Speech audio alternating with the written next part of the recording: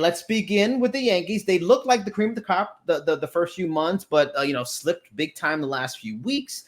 There was already talk about Aaron Boone's pretty much fighting to keep his job this year and the last year of his contract. But is there a case that Brian Cashman's job is also on the line if they don't get to the World Series? Why or why not?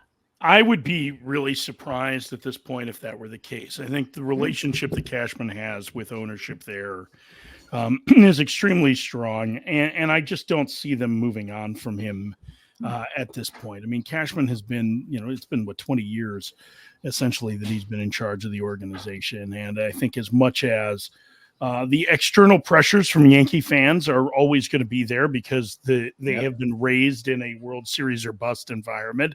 The reality of baseball is that it's never been tougher to get to the World Series, whether you're the top or the final seed in the tournament. There are more rounds of playoffs. The reason the Yankees have not dominated the postseason the same way since divisional play started in 1969 as they did in the bygone eras was because there wasn't just one team going to the World Series. And maybe outside of the run in the late 90s, early 2000s, it was fortunate that they were able to put together 3 consecutive World Series championships. So I don't see that as being the case. I do think it's a team that certainly has some flaws, and the back half of their lineup in particular is one that needs attention. You probably are looking for a little bit of pitching help, some starting pitching depth, and some bullpen help as well. But this is still one of the best teams in the league. And listen, despite all of that struggle, they're still only, a game behind Baltimore as we start the second half. So Yankees are still pretty well positioned.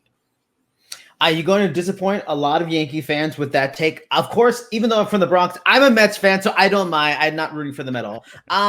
Now, there's a lot of Brian Cashman's moves over the years that, of course, can be questioned. But when it comes to before the trade deadline, he's fantastic. He's great at finding those little pieces to add in and just end up being very beneficial in the playoff run. Maybe they'll win the World Series, maybe not, but they're helpful.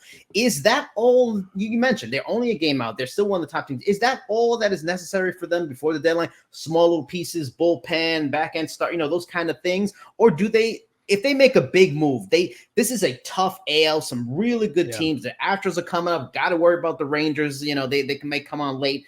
Do they need a big move? I mean, the problem with this trade deadline this year is that there just may not be that big name that's available. I mean, some of the biggest that you're hearing are like Garrett Crochet, who was an all-star and is very good for the White Sox, but isn't necessarily a household name. Jazz Chisholm's name has come up in connection with the Yankees, and I know he was on the cover of MLB The Show a couple years ago, but probably isn't a household name. So I think that's part of what constitutes a big move.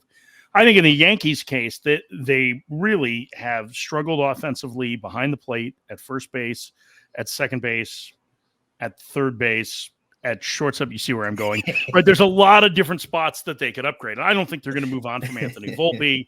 At short, I think probably the catcher production is good enough. And I am curious to see what happens with Ben Rice as he gets more plate appearances at first. But there are some clear spots to be able to upgrade the lineup. And whether it's, left field where Alex Verdugo has struggled a little bit, or third base, or maybe another infield position, I think that there are some options that could be out there for them. But like most things at the trade deadline, we all hope for the biggest names to get moved in these blockbuster deals. In reality, a lot of times it's the small moves that make a difference. I covered the White Sox in 2005 when they won the World Series, and their deadline move was acquiring Jeff Blum. That wasn't necessarily a needle mover. In fact, in Chicago, it was panned at the time, right? Because that was all they got. Well, there's a statue of Jeff Blum outside Guaranteed Rate Mortgage Field from when he hit a home run to end Game 3 of the World Series in 14 innings. So, it's baseball. It just trying to get a deeper roster is really important, I think, for both the end of the regular season and for the postseason. You want to upgrade the quality of the players that you have from what you have right now.